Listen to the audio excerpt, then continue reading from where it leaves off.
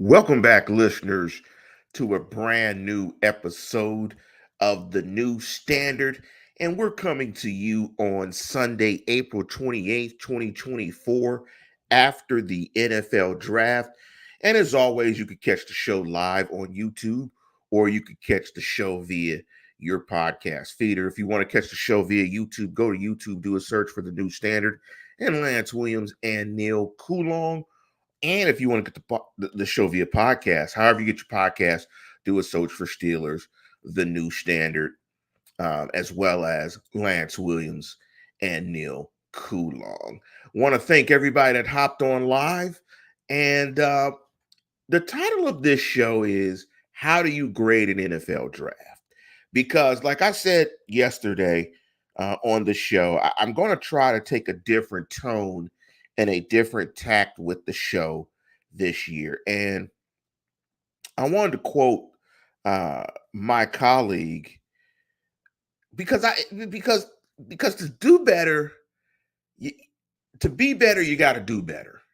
And I want to do better, and I want to give you guys a better product because in the past I've fallen into kind of the branch of people that said, I'm not going to grade a draft.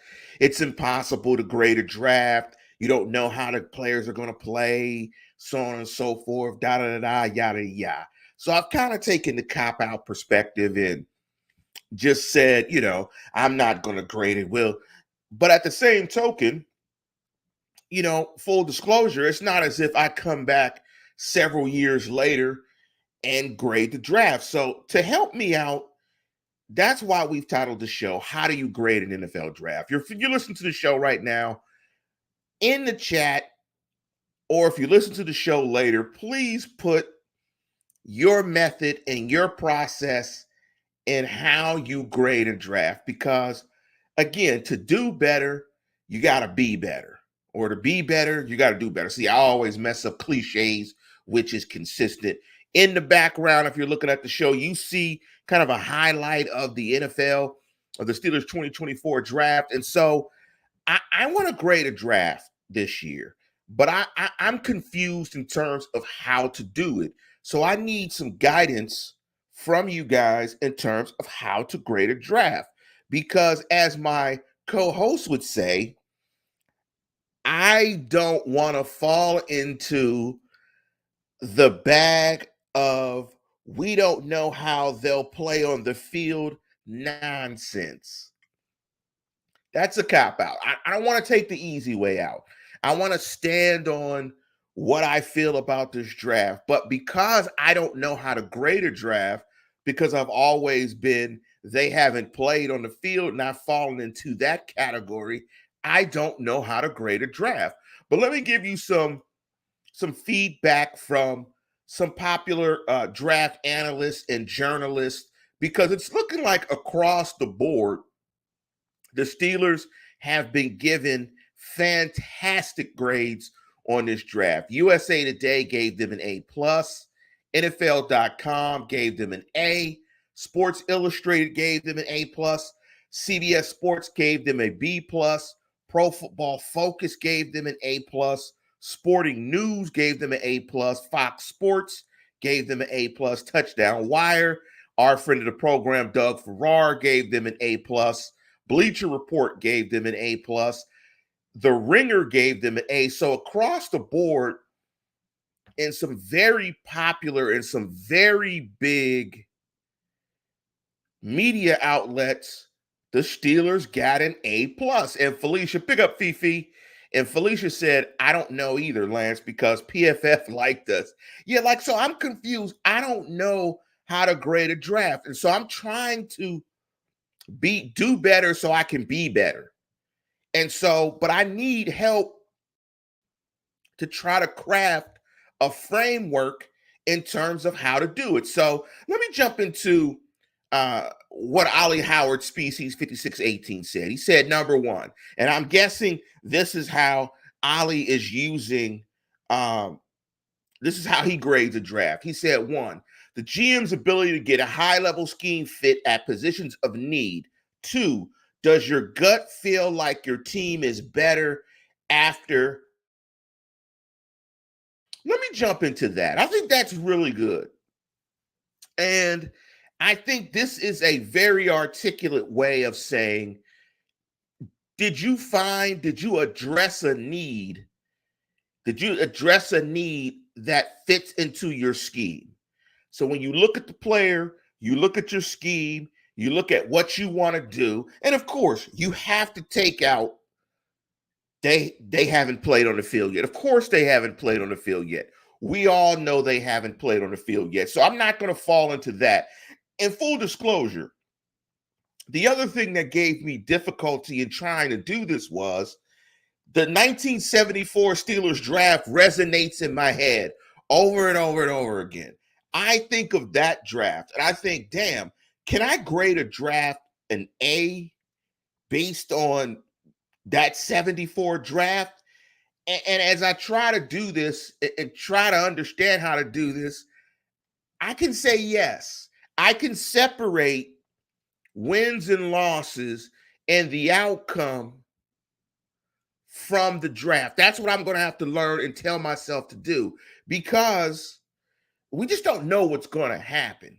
But that should not allow you to not grade the draft. So again, I had the 74 draft in my head when I was thinking about the drafts and grading the drafts. I was like, damn, how can I give a draft an A plus?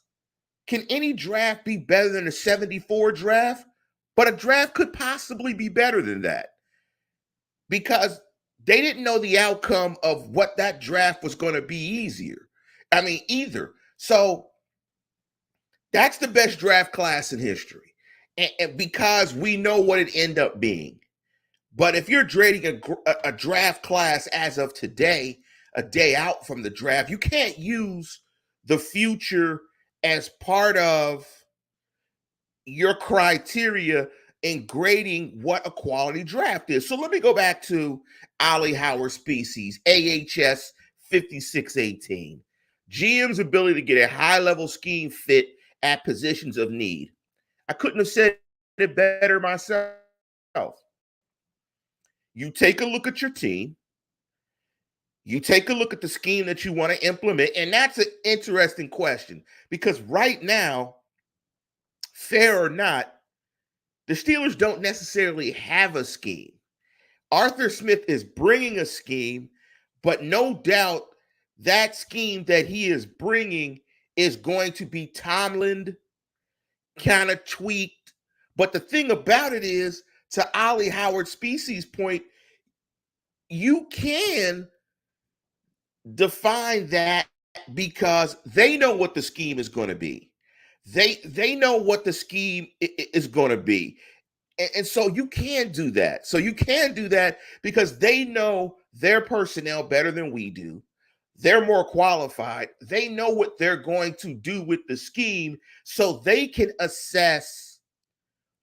And when they take the player, we have to assume that the player that they are taking is going to fit into what they want to do from a schematic standpoint and how they want to play football. And number two, does your gut feel like your team is better after opposed to before? See, that's the other challenging for me. As you guys may well know, again, you're listening to the New Standard. The title of this program is How Do You Grade an NFL Draft? I'm a graduate of Carnegie Mellon. If you're familiar with Pittsburgh, you're probably familiar with Carnegie Mellon. Carnegie Mellon, and this is not to give myself any extra credit, is one of the best institutions in the world. Very analytical institution. Ironically, has a great, fantastic arts program as well. But very well known for producing highly qualified scientists and analysts. What's the problem with the scientists and analysts? They like evidence. They don't like to jump out on the edge and make, grandiose assumptions. They like measurables. And that's why I think as well, again, listeners, you're checking out the New Standard. How do you grade an NFL draft? Thank you, Fifi, for the contribution. Please hit me with a like and a subscribe. Is you can't measure gut. You can't measure gut feel. And that's a problem that I've always had. Like, if you guys have listened to this show, you know I love like DVOA, EPA. You know, I like stats. I like metrics. I like things that measure shit, right? And so when you say two, how does your gut feel like your team is better after opposed to before? I have a problem with that because just with the excitement of the draft, and yes, we haven't seen them play. I'm going to answer number two is yeah, for the most part, my gut feels like they're better than before. I do feel like they're better than they were up front. I feel like they've addressed the center and tackle position, and they've drafted depth for the offensive line. So you have a couple of swing guards. You have a nice set of beef up front to set a physical tone. I do believe that. So my gut feels better. It feels better. My gut feels absolutely better. It feels like shit. The Steelers can get back to playing football in the trenches and playing Steeler football style. And like Chris Osu said, the offensive line upgrade helps the entire team. It will permeate through the entire team. It's like a supplement. It's like a steroid. It gives you beef, pause. It just makes your team stronger, more fortified, gives you more options to do more things offensively because theoretically you can block everything. So I do feel better. I feel much better about the team when I can see the Steelers play a physical brand of winning football, not just physical brand. And James Galloway said beef injections. So if any of you else, thank you, Ollie Howard, for this fantastic post to the thread. If you have, how do you do it? If you're on a chat, how do you do it?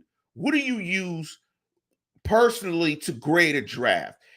And what are your grades for this draft? So if you're in the chat, if you're listening to the program, hop on the chat, give me your grades for this draft and how you came up with that grade. And so let me jump into Fifi's comments. And Fifi said, and thank you, Fifi, for the contribution. Like and subscribe to the program. Please help us out with the super chat, with the contribution to the show. Please do that. I think the next time we're going to do a show, I'm going to have my draft cap on. I may have my draft hoodie on, where me and Neil will officially give our grades on this. But again, I needed to sit back, kind of just chill in the fortress of solitude like Superman and come up with a way that I use to define what is a quality draft. Now I'm going to tell you, Ollie Howard Species, I'm going to take number one. Number one is going to be part of what I use to grade a draft. I think number two that I'm going to use to grade a draft is if you can get multiple starters out the draft class. I think that's going to be number two. But let me jump into Felicia's comment. She said, if Colin Cowherd and Nick Wright have us with an A or B, it's going to be like being on the Madden cover. We're doomed. Hey, man, I shouldn't say this, but I think Nick Wright is subsidized. Pause. I think Nick Wright is subsidized by athletes. I think, honestly, his opinion is bought and paid for. I shouldn't say that without any proof, but hell, who cares? I think his opinion is subsidized because it's consistently the same. LeBron's the greatest, and Patrick Mahomes is the greatest. Let me jump into a couple of other comments. And I love the comment from Chris Osu that we talked about. Let me jump into another comment from Allie Howard Species because I think this is funny. Or let me jump into Keith Richards. What's up, Keith? I thought you guys were on tour. I thought you and Mick were on tour. I'm sure, Keith, you've heard that several thousand times that you are the guitarist for the Rolling Stones. But let me jump into Keith's comment. Keith said, I gave Kenny Pickett an A plus. Don't ask me. And here's the thing. The other thing about being a guy that's been an analyst, that uses data to prove conclusions is that I guess when you grade a draft, it doesn't matter if you're right or wrong. You can grade a draft in the moment and it be what it be. Yes, right. I said it be what it be. It can be what it be. In the moment when you grade the draft, it stands if these guys can play. And you can actually have multiple grades. That might be another thing I say, that it is okay when grading a draft to have as James Galway said, a 3-year out grade and a time of draft grade. Now, we all know that the 3-year out grade will probably be the right answer than the day after. But you can have multiple grades for drafts. You can grade it the day after. You can grade it 3 years out. And like friend of the program, Jim Wexell said years ago, it's about winning and losing. You can also grade a draft in the framework of winning and losing. So I think the beauty of it all is this is a subjective exercise. And me, with my background and having gone to Carnegie Mellon, subjectivity, that gives me problems. That's why I tend to stay away from it. But in terms of trying to be better, to do better, to be better, I'm going to tackle it this year. But I'm still trying to come up with my thought on what that is. So again, I'm going to try to borrow from some of you guys. And so let me jump into a comment from James Donovan. He said, with back-to-back drafts, Omar definitely gets an A++. And so Joseph, if you don't mind, why are you giving him an A++? That's what I want to get to. Let me jump into the comment here from Jeremiah Yoder. Jeremiah said, looks like our Pittsburgh Steelers had a great draft year. Time will tell. 2024 should be a great season for our Pittsburgh Steelers. Time will tell. But like he said, I'm going to have to get used to saying in the moment, in the present, without time being able to tell, that it is okay to grade the draft. Just in first blush, when I look at the draft, my first thought, and this is for me trying to get out of my overcritical lens. When I first looked at this draft, and I'm going to give it a draft later, my draft grade later this week, I first thought was the Steelers didn't do enough to address offensive skill players. Again, you're listening to The New Standard. How do you grade an NFL draft? Please like and subscribe to the program. And in fact, I think one of the titles of the show was Fat Guys Can't Catch Touchdown Passes, or Tackles Can't Catch Touchdown Passes. And I will say this, the wide receiver room does give me trepidation. But I have to step back and say, you can't address everything in the draft. That's why you also have trades and free agency. And optimism centers around trust. So I'm going to be optimistic and trust that the organization has a plan when it comes to the wide receiver position. I love the fact that they addressed that position finally in the third round. The other thing, and we'll talk about this on a later show when we jump into the grades, I love the fact that they targeted high RAS players, relative athletic score, all green tiered players except for the center. That means these are guys that are highly athletic in terms of their measurables. So I'm glad that they did that. And it seems like they targeted guys that love football. With that being said, I want to see what the plan is with the wide receiver position. But in fairness to them, that's not necessarily part of the draft grade. I think what they did, though, is they are trying to build a foundation. So, whatever the quarterback plan is for 2025, 26, you will have a solid foundation and a base to be able to play offense in a variety of ways. In that, when you build a skyscraper, you build a building, the foundation has to be solid.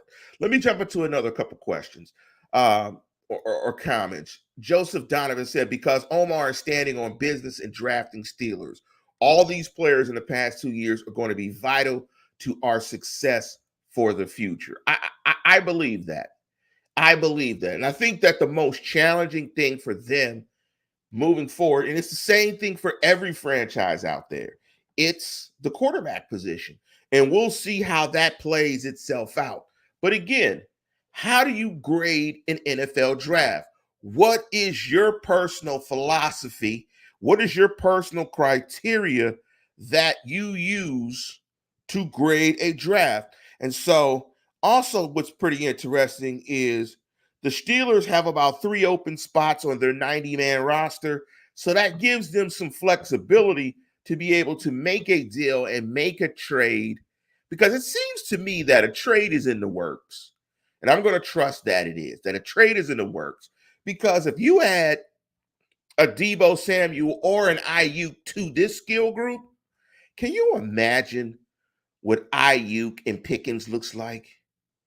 Can you imagine what Pickens and Deebo look like? That's nasty. That's straight up filthy. So I know where I'm leaning when it comes to the 2024 draft class because of the importance of building your foundation on the offensive side of the ball, and that's with the offensive line. I think if you have a good offensive line that can consistently pass, protect, and run block well, you set up Russell Wilson to be the best version of his 35-year-old self. Whatever that looks like, it'll be his best version of that.